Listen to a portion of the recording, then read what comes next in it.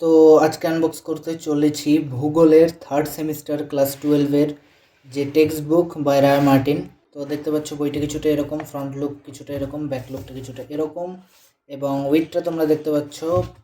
ঠিক আছে, তো আজকে এই বইটার সম্পূর্ণ রিভিউ করব।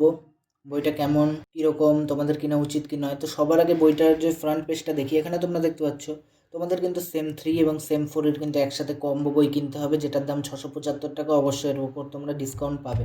আর এর সাথে কিন্তু তোমরা পাবে 60 MCQ বুক সম্পূর্ণ ফ্রি, ওটাও একটু পরে আমি দেখাচ্ছি। তো সবার প্রথমে ফার্স্ট পেজটা যদি দেখি, তো এখানে দেখতে পাচ্ছ ফার্স্ট পেজটা। তো এখানে দেখতে পাচ্ছ মার্চ 2026।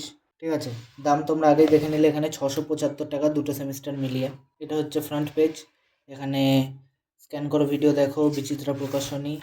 নেক্সট এখানে দেওয়া আছে নম্বর বিভাজন, মার্কস ডিস্ট্রিবিউশন এখানে দেওয়া আছে, কোন চ্যাপ্টার থেকে কত নম্বর আসবে। এখানে ভূমিকার পত্র দেওয়া আছে একটা। নেক্সট ভারতের সংবিধানের পর আমরা দেখে নেব সূচিপত্র। এজ ইউ ক্যান সি, সূচিপত্র এখানে দেওয়া আছে, যেমন প্রাকৃতিক ভূগোল, মানবীয় ভূগোল এবং ভারতের ভূগোল। এখানে কিন্তু আলাদা সূচিপত্র করে দেওয়া আছে। তো সবার প্রথমে যদি আমি প্রথম চ্যাপ্টার অর্থাৎ ভূসংস্থান, এই চ্যাপ্টারটা যদি দেখি, তো দেখতে পাচ্ছ এখানে চ্যাপ্টারটা সুন্দরভাবে গোছানো রয়েছে। তো এখানে দেখতে পাচ্ছ মহাদেশীয় সঞ্চরণ, মহাসঞ্চরণ মতবাদের উদ্ভব, প্রেক্ষাপট, সমস্ত কিছু আছে। সম্পূর্ণ চ্যাপ্টারটা আছে, দেখতে পাচ্ছ ছবি ব্যবহার করা হয়েছে এবং নানা রকমের কালার ব্যবহার করা হয়েছে। এবং দেখতে পাচ্ছ অনেক কিন্তু এক্সট্রা নলেজেবল বিষয় দেওয়া হয়েছে, যেমন নলেজ ক্লিপ, টুকরো কথা, এই টাইপের অনেক কিছু কিন্তু দেওয়া রয়েছে তোমাদের জানতে, যাতে সুবিধা হয়। এবং এখানে দেখতে পাচ্ছ এখানে কিন্তু অনেক এক্সট্রা জেনে রাখো বলেও দেওয়া আছে, অনেক এক্সট্রা তথ্য দেওয়া রয়েছে।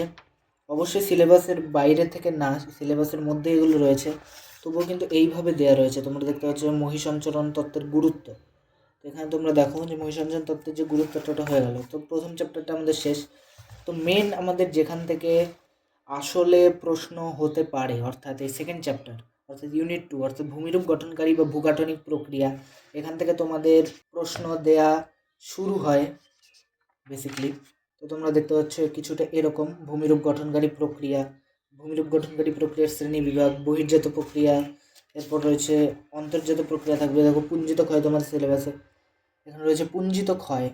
দেখতে পাচ্ছ পুঞ্জিত ক্ষয়, এখানে জেনে রাখো অনেকটা কিছু দেওয়া আছে, যেমন নিরপেক্ষতা সূচক কী, রিপোজ কোণ কী, তারপর পুঞ্জিত ক্ষয় ক্ষয়ীভবন নয় কেন, এটার কারণ। তো এইভাবে কিন্তু সম্পূর্ণ সিলেবাসটা দেওয়া রয়েছে। দেখতে পাচ্ছ বিসর্পণ কী, এখানে প্রবাহ কাকে বলে, ছবি উদাহরণ সহ কিন্তু এখানে দেওয়া রয়েছে।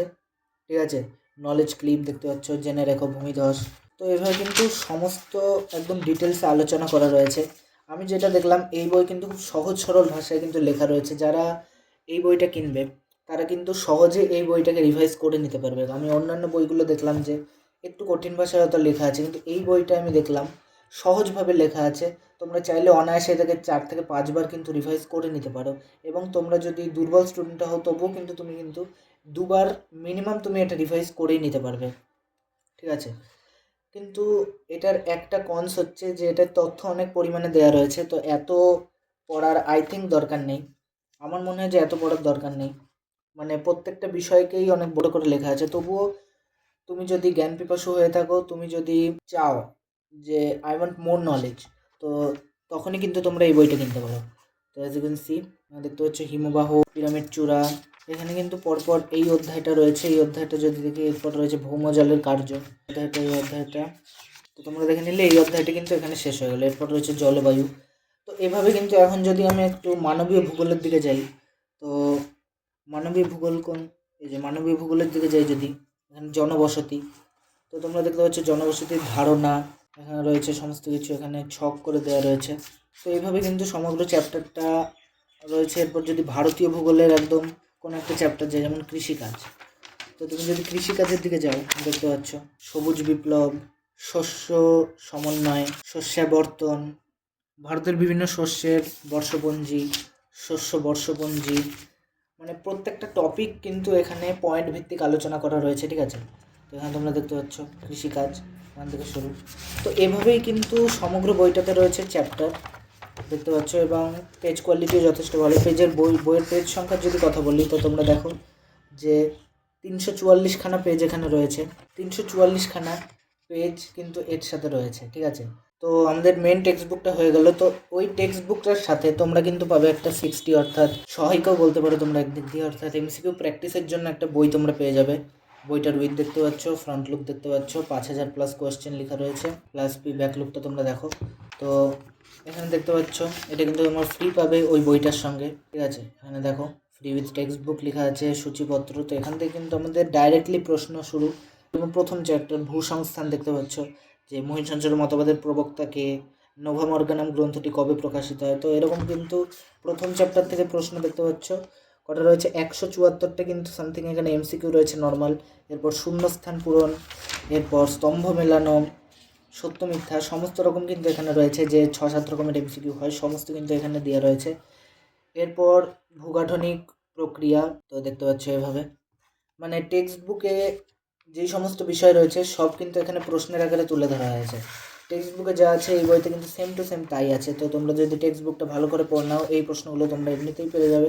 তো দেখে নাও কিছুটা এরকম শূন্যস্থান পূরণ, এরপর স্তম্ভ ম্যাচিং।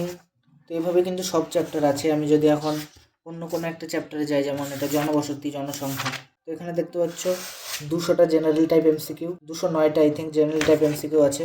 এবং শূন্যস্থান দেখছো প্রচুর পরিমাণে শূন্যস্থান দেওয়া রয়েছে। এখানে দেখতে পাচ্ছ 97 প্রায় 100টা শূন্যস্থান দেওয়া রয়েছে। এরপর সত্য মিথ্যা, এসব ডায়াগ্রাম বেসড কোয়েশ্চেন এসব দেওয়া রয়েছে। তো এইভাবে কিন্তু সমগ্র চ্যাপ্টার আছে। এই বইয়ের পেজ সংখ্যার যদি কথা বলি, তো এই বই কিন্তু রয়েছে টোটাল 176টা, প্লাস এখানে কিন্তু তোমরা পাবে যে মডেল কোয়েশ্চেন সেট। এখানে দেখতে পাচ্ছ মডেল কোয়েশ্চেন পেপার রয়েছে সেমিস্টার 1-এর, সেমিস্টার 3-এর সেট 1। দেখতে পাচ্ছ কিছুটা এরকম তোমাদের প্রশ্ন হতে চলেছে সেট 1। এবং এখানে তোমরা যে 2026-2025-এ যে থার্ড সেমিস্টার পরীক্ষাটা হয়েছিল 25-26-এর, তো সেটার কিন্তু কোয়েশ্চেন পেপার প্লাস সলিউশন কিন্তু এখানে দেওয়া রয়েছে, দেখো না তোমরা। তো এই ছিল বইয়ের প্রেজেন্টেশন। তোমাদের কেমন লাগলো অবশ্যই বলো, ঠিক আছে।